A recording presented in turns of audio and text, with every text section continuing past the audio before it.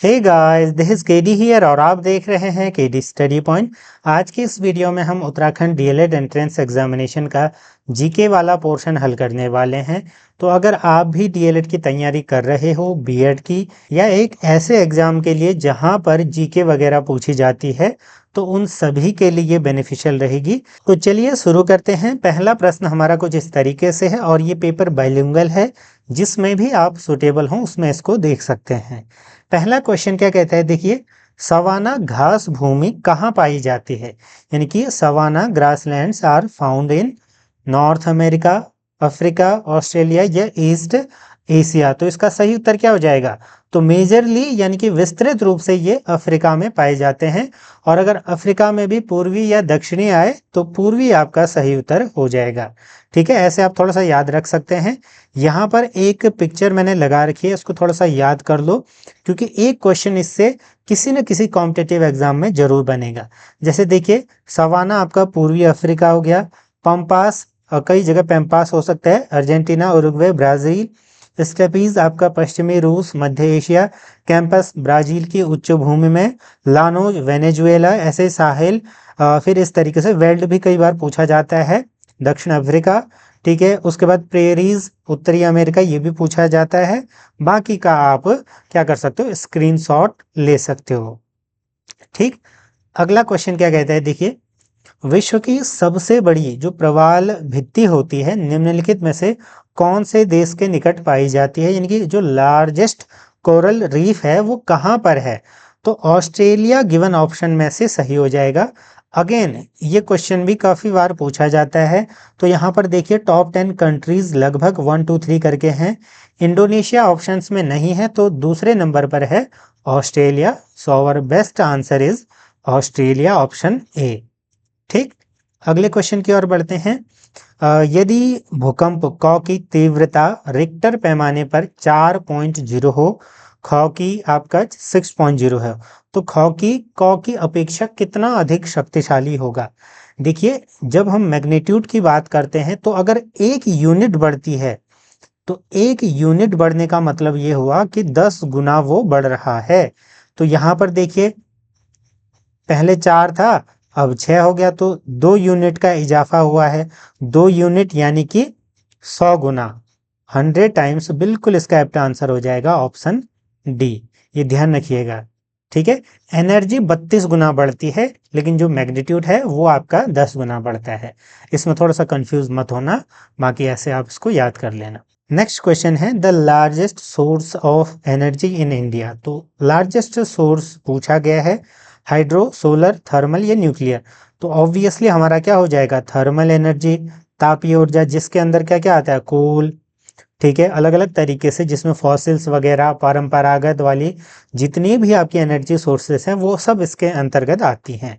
फिर देखिए, जल विद्युत यानी कि हाइड्रो इलेक्ट्रिक, तो ये आपका हिमालयी क्षेत्र में जहाँ पर नदियाँ हैं।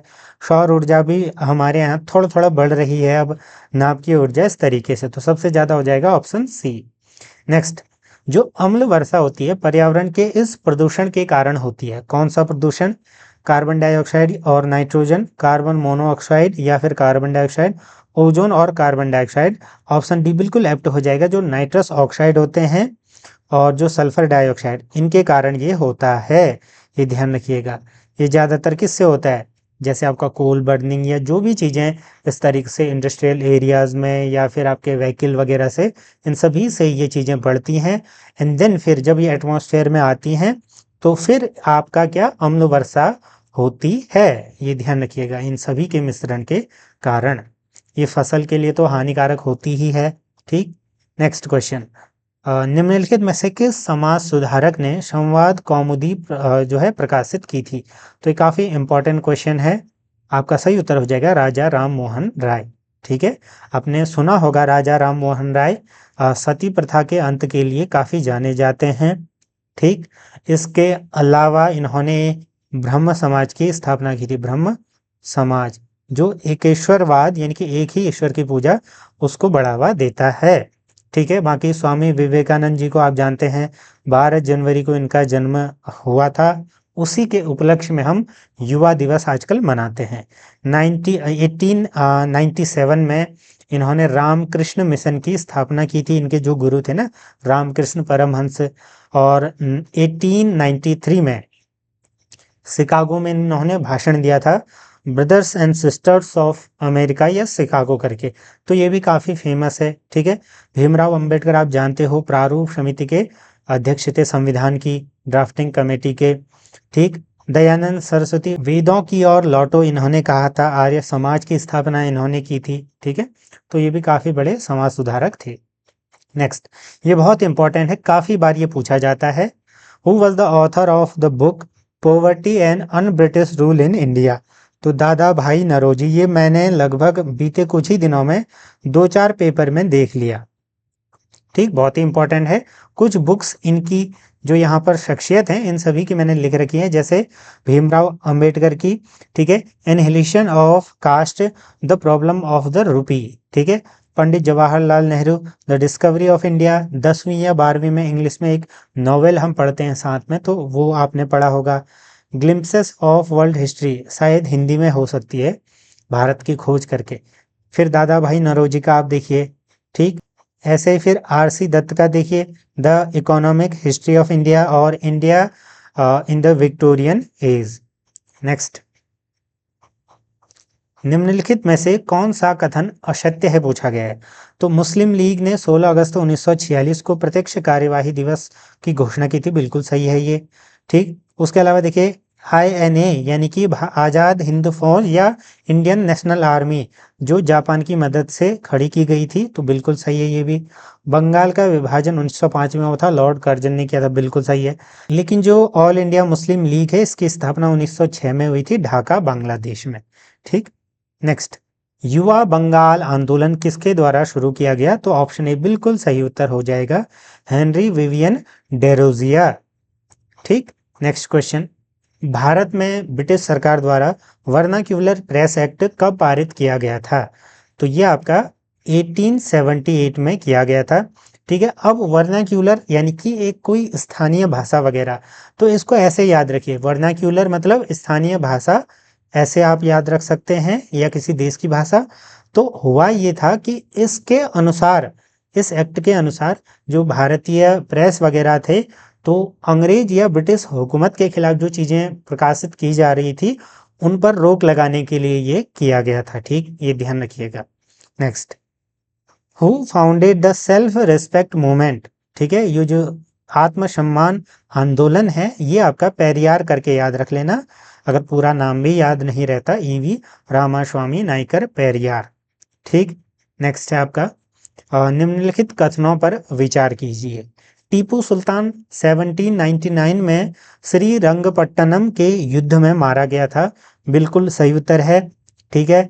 पानीपत के तृतीय युद्ध 1761 में अहमद शाह अब्दाली ने मराठाओं को हराया था, बिल्कुल सही है। सालबाई की जो संधि है, प्रथम आंग्लो मराठा युद्ध के समापन पर की गई थी, तो तीनों बिल्कुल सही हैं, तो ऑप्शन उपरोक्त सभी हो जाएगा, ठीक।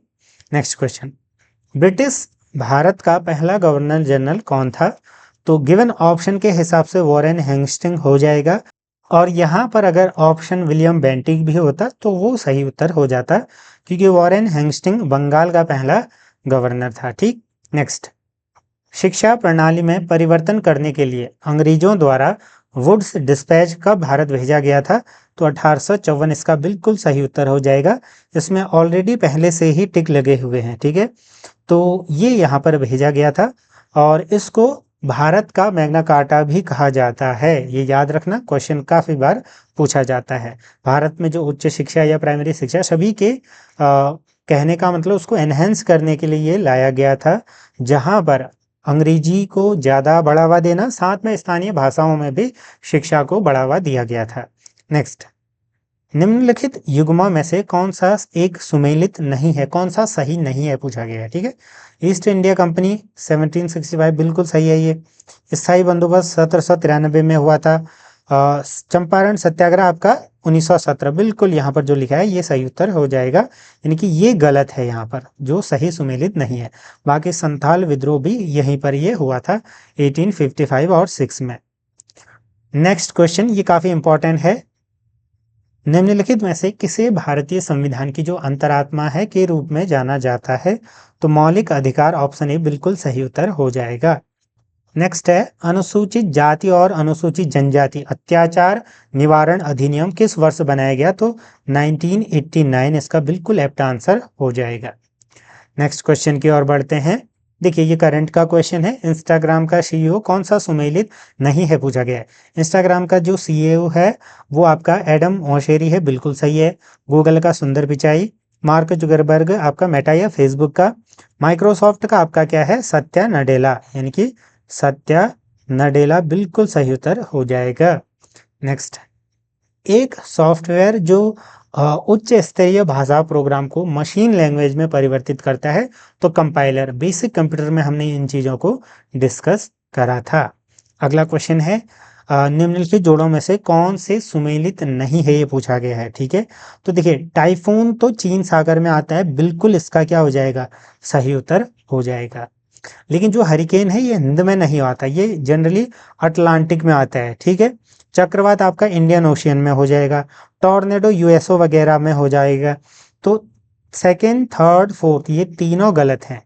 ठीक है, सेकंड, थर्ड, फोर्थ यानी कि ऑप्शन सी एप्ट हो जाएगा। ठीक, नहीं, रॉन्गली मैच्ड बोला है ना, तो आपका सेकंड, थर्ड, फोर्थ हो जाना चाहिए। सेकंड, थर्ड, फोर्थ यानी कि ऑप्शन डी बिल्कुल सही उत्तर हो जाएगा। नेक्स्ट, आयन मंडल के बारे में क्या सत्य नहीं है? जो आयनोस्फेयर है it reflects the radio waves back, बिल्कुल सही। ये जो रेडियो वेव होती हैं इनको बैक या परावर्तित करके भेजता है, बिल्कुल। Gases here occur in the ionic form, तभी तो आयनोस्फेयर कहा जाता है। It is cold layer of the atmosphere, coldest नहीं है, ऐसा जरूर नहीं।